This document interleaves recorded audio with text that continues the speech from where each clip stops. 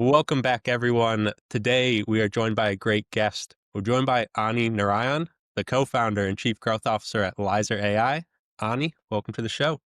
Hey, Oliver, thanks for having me, dude. Yeah, it's a pleasure to have you on. Would you mind just kicking us off, telling us a little bit about yourself and what you guys do over at Lyzr? Yeah, I could kind of keep this short. If we had a long enough time, I might do the longer version. But um, I primarily have a growth background. I was in the US for 5 years, and I did quite a bit of work with Shutterstock and Lean Startup Machine in the US. And but I've been quite entrepreneurial. I would say I've been on my own since 2016. Hmm. So I've done three ventures primarily. One is called Master Life, which is like masterclass for life skills in India. Second is I ran a performance marketing agency. So that was like my long stint. And with AI, I had an AI tool marketplace. And then over a period of time, I realized I was teaching AI for founders. This was, I think, between 2021 to 2023. And I realized that if I want to create like high impact, I need to definitely partner with someone who is technical and have high leverage. And that's when I reached out to Shiva, who started Lyzr. And Shiva and I actually were together at our first job after undergrad at Tesco. And Okay. we were both kind of engineers there, but that's where I met him and he did some work with us at Master Life as well. But uh, over the last I've been on Lyzr the last 2 years. The company is like 2.5 years old. We are, I think, a way to think about us is we are a full stack agent infrastructure platform. So we help companies build agents, deploy agents into production. And for the non technical audience, maybe the way to think about it is automation of workflows using AI. Mhm. And we're agnostic of which function or which industry that we do. But our big focus today is BFSI, procurement, and customer support. Okay, very cool. Yeah. And were you on the founding team from day one then? I actually joined. So the company was built, started in August 2023. I joined them in December Okay. 2023. And so, so with three co-founders, technically, when I joined the team, there were 9 people.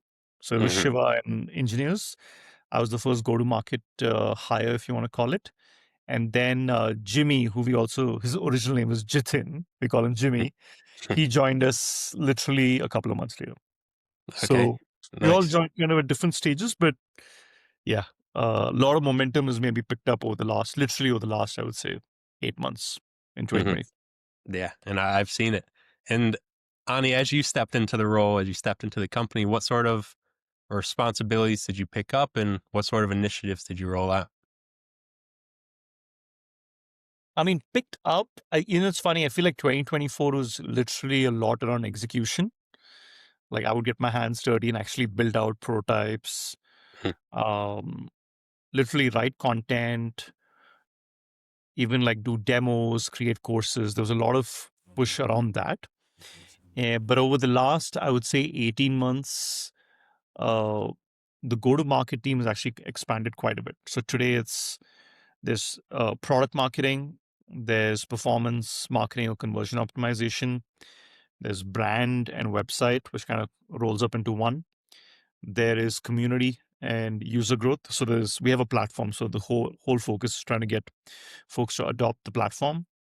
We have partner marketing. So a big chunk of our scale will also come through partners like AWS and NVIDIA, and also like big global system integrators like Wipro, TCS, Infosys. So we have like, let's say, Persistent and First Source of the world. So that's essentially partner marketing and setting the process for essentially a lot of marketing to sales so that a lot of the stuff that happens on the sales side is smooth and can be activated to land and expand. Um, but yeah, because we have a big team in Bangalore and maybe a team in the US as well. A lot of the ops, a lot of the hiring, a lot of the culture stuff also kicks in. So yeah. Uh, that's predominantly the team. We also have an experiments team. So the go-to-market team by itself, or rather the marketing team itself, is 25 people as of today. And then the sales team is another maybe 12 people. Very nice. Yeah. And you touched on it there, and it's something I like to dive into is in my background, I come from the tech space. There's always a gap between the marketing teams and the sales teams. That's why we build out like holistic systems, and it sounds like you do the same thing from prospecting to closing. You guys measure the full process. How do you go about navigating that with such, I guess, large teams across a large organization? I mean, we could always do a better job. Hmm. But I think to your point, Oliver, it's a combination of some automation, some tools. But if you look at the entire process, it is, excuse me, the focus is to create as much inbound. Uh, so we try to do as much. We get a big chunk of our inbound still through organic traffic, like SEO. Um, a lot of it through LinkedIn and direct traffic through assisted attribution on LinkedIn, and then ads, which is predominantly Google Ads. And then there is marketplaces, LLM traffic. So there's a lot of stuff that happens on top of the funnel, which is book demos. And then we try to do playbooks. We try to do marketing through partners. So there's a lot of like leads that also come in. But once the leads come in, there's a lot of the automation that we try to do through HubSpot itself. So all the leads sit within HubSpot. They also get pushed onto Slack. So you get notified any lead that comes in. There's a drip that also kicks in HubSpot, but we have a cal.com integration with HubSpot. So you're able to book directly with the AEs, the booker demos, and the push obviously with the MQLs or the leads is to activate and get people to book a demos. So I think from that place it's maybe a little automated, and there's a round robin that kicks in with the sales team. Um, but I would say largely the team is split across different functions, but there is a big chunk that's leading to there's a lot of the lead generation stuff that happens maybe by two or three parts of the marketing team. Yeah, and then there's a further, if you want, I mean, if you want, I can go further into it, which is there's a split by the US and rest of the world, and there's also split on AEs based on size of the company that comes in, and there's an enrichment of clay that also happens, and then there are SDRs that qualify the lead, reach out, have a conversation if needed, and then pass it on to the AEs. Hmm. So I like that's that. And yeah, that's on what that point with the SDR, something we've seen, especially with how much noise there is in the market. One of the biggest KPIs we're measuring for ourselves, but also our clients' teams, is speed to lead, especially when it comes to the SDRs. If you can contact a lead within 5 minutes of them filling out a form, responding to an email, whatever it may be, if you can get them to pick up that phone or if you get them dialed, I think it's a 24% or 24 times more likely to book in a meeting. And if how do you, if it even reaches 10 minutes, it drops to only 4 times as likely. So just speed to lead is a big metric we're measuring. Not sure if hey, you guys are doing the same, but if you aren't, I definitely recommend it. And same for anybody out there listening. how would you? I mean, I'm curious because our speed to lead is they definitely book on Calendly or cal.com. I think for us it's cal.com, and then let's say they book something in that week. Hmm. But if the AE's calendar is full, it goes to like next week. So how do you kind of do the whole speed to? I mean, we would love it if it was less, let's say less than 2 hours, but how do you manage that? Yeah, great question. I think how we look at it is so it depends how your team is split up. So you can, if availability is an issue, we just don't have people to make those dials. What we like to look at is potentially bringing in commission only appointment setters. So if they set the appointment, they get, depending on deal size, maybe 2.5 to 5% of the deal. And then we also treat that as a mini qualification call as well. So I know you had mentioned a framework on our previous call. Do you want to give a rundown of that? And then I can share our framework and then The I f- can tell you how it all ties together as well. the framework I think we had spoken about was more on the growth, like the marketing side around 13714. Yeah, yeah. 28, So, right? okay, Yeah. yeah. Oh, I can share ours. So ours is the 7-Eleven 4 framework. So the average buyer nowadays needs a minimum of 7 hours of engagement with your business to trust enough to buy from you. Needs to be across 11 touch points and across 4 different channels. So Nice. the way we really eat into that is, let's say somebody fills out a lead form. We primarily operate with meta ads. Somebody fills out the lead form. Our appointment setter will dial them up within 5 minutes. It's kind of the KPI, if not within 5 minutes, as quickly as possible. They qualify them. They figure out what their objective is, why they kind of are interested, what their biggest challenge is. Then you can send them content, or that be video content, written content that they consume before the demo call. Because what that eats into, it eats into that 7 hours. We don't want to be Mm. spending that on the phone, especially if it's a high ticket sale. We don't want to be spending that on the demo because then all the education is done pre-call. And Okay. then the prospect will show up to the demo already kind of understanding what to ask, what the value proposition is. And then the closer can actually focus on closing and not educating, which speeds up the sales process and just make things easier. If we can get the appointments that are just qualifying people and then nurturing them through the process, then it just kind of compounds into a bunch of different wins in small areas, which obviously add up over time. Nice. Yeah, that makes sense. I didn't know there were like seven. You said seven touch points or 11 touch points and seven interactions. So it's 7 hours, 11 touch points, 4 channels. So that could Which- be a Okay. phone call, an email, an SMS, and then the demo face to face. Okay. That's kind of how we look at it. Nice. Interesting. When we were talking about when I think you and I were talking about the 13714 or even the 28 marketing push, like for us, what we try to do is based on like what we really want to push, that much time is given, and we Mhm, activate that across multiple channels. So like if we have, let's say it's a series announcement, like we want to do that for, let's say, 14 days or mhm, even 28 days, right? Whereas if it's a product update, that might be like a 1 day push. mhm. Whereas 3 day push could be like a Lyzr GPT that we launch. But yeah, I think I do want to, I mean, if you have some written material, yeah, share that on the podcast. And I think I'll get my team to also have a look at it. Yeah, that'd be good. I think, and even stuff like this, like a podcast, because ultimately, with, like I said, so much noise in the space, the biggest challenge most companies, especially in yours being in the AI space, there's just a lot of trust. People don't know what they need. They don't know why they need it, but they know they need it and they don't know who to get it from.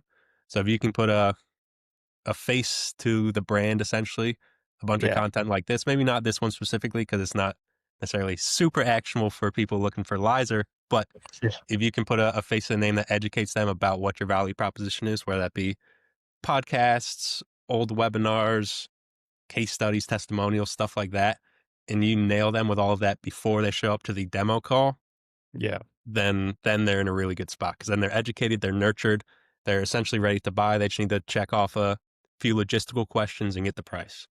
Yeah. One thing about the podcast, Oliver, I've seen is if you have a screen share, it tremendously improves engagement. And I feel like unless you're traveling, like people aren't watching the whole podcast anymore, right? So it's Mhm. even just repurposing that on like your 4 channels. I think that Yeah, also might be helpful. Yeah. yeah. Yeah. That's kind of what we like to do is we clip this up, we share it on LinkedIn. It can be turned into kind of any sort of thought leadership content. And obviously your teams can do the same, so it's all good. Yeah. Yeah. And Cool. I think that's a speaking of like this, like podcasting, obviously in 2025 and 2024 has been a big trend in the marketing space. Is there anything you're seeing your guys are trying to capitalize on? Good question. So one is, I think, power of numbers on LinkedIn itself. Like if you have a decent team, like can you get everybody to post on LinkedIn consistently? Mhm, And mhm. everybody picks a theme, like it's like maybe the engineering folks, right, which is more technical. Let's say the sales team writes more on use cases, maybe founder will write maybe more on vision, maybe your customer wins. I'll write more around, let's say, launches. So I think everybody, if they pick little niches and then everybody coming together for a big launch to push, I'm seeing that do really well. And Oliver, I think the other one is we have almost, I think, like a $500 budget just to amplify founder-led brand. Hmm. So anything that goes live, if it's on Shiva's posts or my post, if it starts doing well, then we'll amplify it to a specific audience. That's working well. I mean, a lot of the traditional stuff is taking a hit. I think one very random, but we're trying two channels on Instagram and hopefully now on TikTok which are run by AI avatars and they're built on HeyGen. And one just pushes a lot on HR content.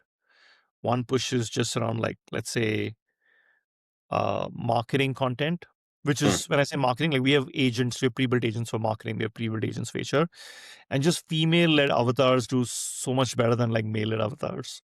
Hmm. So I think that kind of works for us. We create a lot of playbooks. Playbooks are still relevant. Books are still relevant. I saw a post that day on LinkedIn where this person has just created actually literally like a physical book on like learning about AI agents, and he said he had shipped over 1,000 copies. Uh, right, and it was like a lot of comments. So I don't know if it makes sense to start doing a lot more like offline stuff. Definitely micro events over larger events. Big Hmm. hit. And then there's When you Thunderclap. say micro events, what sort of concepts? See, for us at least, if we can get 15 people in a room, so it's like, hey, let's go out, like you sponsor 15 CIOs for a dinner. Hmm. Hmm. Maybe you spend $10,000 there versus spending $10,000 towards, let's say, an event and you get a booth, Hmm. right? Um, so that works well. Then I think even RB2B came out and like they rented a villa and they did like a bunch of like fun stuff at the villa, and then we had like 80 people. So I think that also works well. Um, yeah, but as I was saying, like I think playbooks, SEO, founder-led brand. Um, we've tried a lot of micro influencers as well, Oliver. Hmm. And I think a good way to influence is expensive. Just at the core of it, they're expensive. Um, but you could go after a lot of these micro influencers and see their views to follower ratio. And if it's actually pretty good, maybe you go after those. Hmm. Also, not spreading yourself across multiple channels. Maybe it's like just pick 1, 2 channels and then dominate them. Maybe. Um, but what are you seeing? What are you seeing in the market that's working? Yeah, I think kind of what we touched on. I think a lot of video content. I think that's what people consume now. Obviously, LinkedIn is a little bit different because a lot of people scroll that at work, so they like the written content, so they don't have to play the audio out loud. But Yeah. written content, easy to scan on LinkedIn. Video content, once again, just big on trust, especially if you're doing stuff like founder-led sales, where if you amplify with a $500 budget, if something starts to do well, we found that performs really well. Or even you mentioned like the micro influencers. If you can position yourself as a micro influencer, if you start posting YouTube content about Yep. how to just a quick you screen sharing a Miro board, a slideshow, just going through how to build a AI agent in 10 minutes. Then you're like, if you're interested in using this, you should try Lyzr AI. And then they're like, oh, that's interesting. Like, so something broad, but then obviously you're the key value proposition at the end. If you want to do something like this, that's good. So you attract like the buzzwords, the good top of funnel, builds the trust, and then you offer yourself at the end is kind of the name of the game with that. So a few different channels. Obviously there's the foundation, the I'm still a believer in paid ads, outbound email, but I think in terms of unique strategies that people could try, I think those are the ones. You said you're very bullish on outbound emails. I mean, there is a lot of like resistance in the market. So I don't know how you feel about this. What if, so like we have SDRs, they send out, let's say, 25, 30 emails a day, right? Maybe Mhm. more. Some are hyper personalized, some is maybe a little more at scale. And we end up creating a lot of emails on instantly, right? So I think they're like 50 emails running simultaneously, each sending 30 emails a day, right? So Mhm. there's a lot there. But I was thinking the new SDR could be you hire content creators on your team full time. Hmm. And their goal is to create niche content for LinkedIn. Like, can they put out like 25 videos a month, right? Every day. And so let's say an SDR's whatever is the cost is being split on the content creation, and then you're using it for ads to amplify their content. And then that becomes an inbound funnel for your Hmm. website, right? So what's your take on that? Have you seen anything like that? Have you seen people kind of evolve the SDR role in any way? I have not seen a concept like that, but I like it a lot. I think it ties into a lot of like what I like to speak about, like the video content and stuff. I think that's really good. The way we get our outbound to work, it kind of ties in to content. And I'll pull the curtain back here a little bit, just like inviting people, even our conversation now, you could consider that an outbound message. We didn't know each other until I Yeah, DM'd you on LinkedIn saying, "Do you want to come on the podcast?" This could turn into a relationship long term. Who knows? Obviously, that's a bit difficult to do at scale with SDRs, but there's always ways you can invite prospects to speak on a research report, contribute to a blog post, things like that. Or if the SDRs are doing content, maybe a 5 minute version of this conversation, and then it gets shared to their channel, your channel. There's lots of ways to do it. I think the old way of outbound email, where you just, I call it pitch slapping, where you just kind of feature dump in the email. I think that's on its way out. But I think kind of true relationship building, non transactional emails, I think those are still as strong as they ever were. agreed.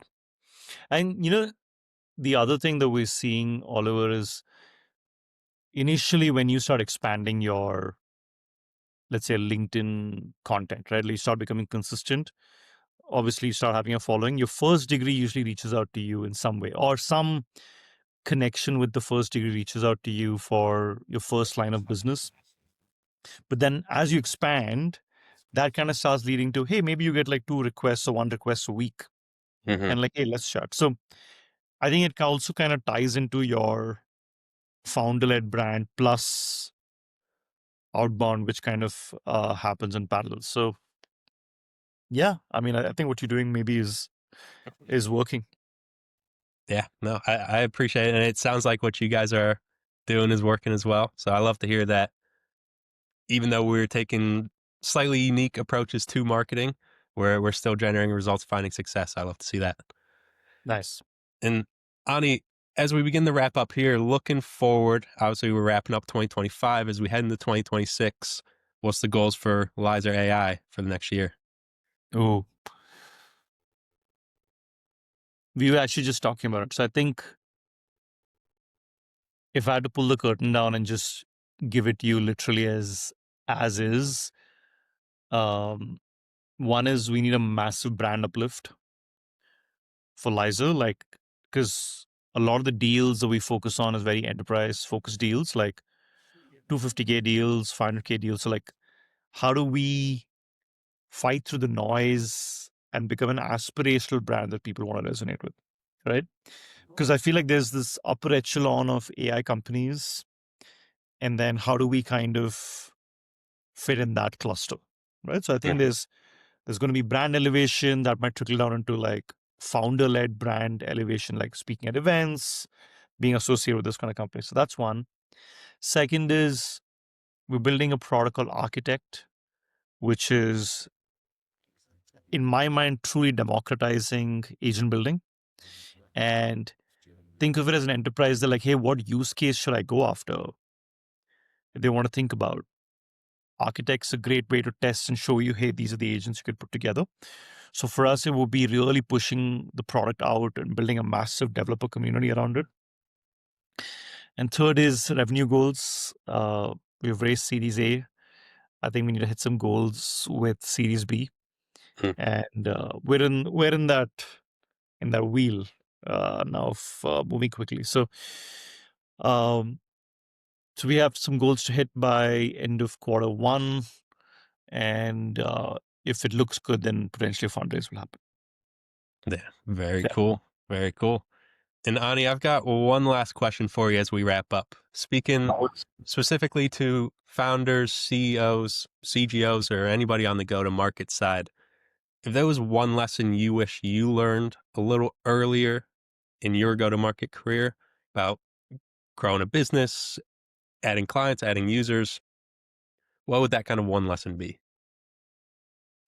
Great question. And I think, Oliver, I learned a lot of that maybe at Lyzr, uh, and pretty late in my life, which is actually because there's so much noise, we need to really spend time on positioning. We end up being like, hey, we do like today, let's say there are 10,000 marketing agencies, right?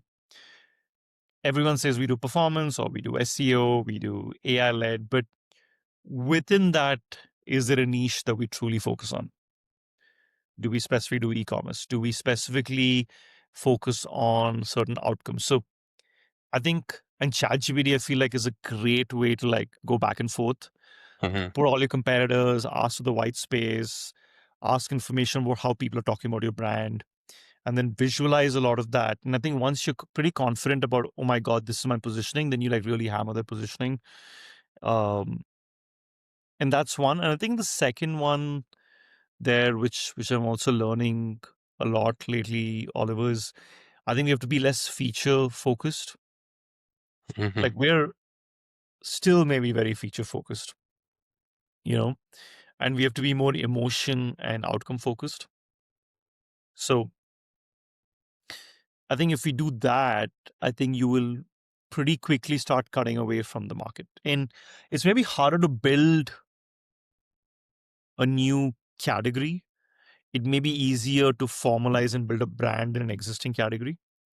So, like if agent building as a space is going up and people are trying to take agents into production, it's easier maybe to say, you don't want to be in the agent builder bucket. You want to be in the outcomes bucket. You want to be in the emotion bucket. Hmm. So I'd say those are maybe two, three things. Because I feel like sometimes I've spent a lot of time in my life early on just being in the noise. And then as a result, not cutting through the noise because of good positioning. So yeah. Hmm. No, that makes perfect sense. And I like that last point of kind of selling the outcome. Look at airlines, for example. They don't sell you the plane ticket; they sell you the vacation you're about to go on. And so Yeah, it's very outcome focused. And I think that's the way being in the AI space, being in the tech space, you've got to approach it as well. 100%. 100%. Cool. Fantastic. Well, Ani, that is all the questions I've got for you today. I'll be sure to tag your LinkedIn and Lyzr AI's website down in the description. But is there anywhere else you'd like people to connect with you on, or are those the main two? LinkedIn's good. I mean, you and I connected on LinkedIn. So I feel like Yeah. that's a good place to definitely, I'm quite active there. Um, emails, yeah, Ani at Lyzr.ai if anyone wanted to reach out. But yeah, LinkedIn predominantly would be good. Yeah, sounds good. I'll be sure to get that down in the description for everybody listening and out there for everybody listening as well. If you've tuned in, you've listened this far, we appreciate you. Be sure to hit like and subscribe. And Ani, one last thank you for your time. And thank you for having me, dude. It's been fun. It's been a pleasure.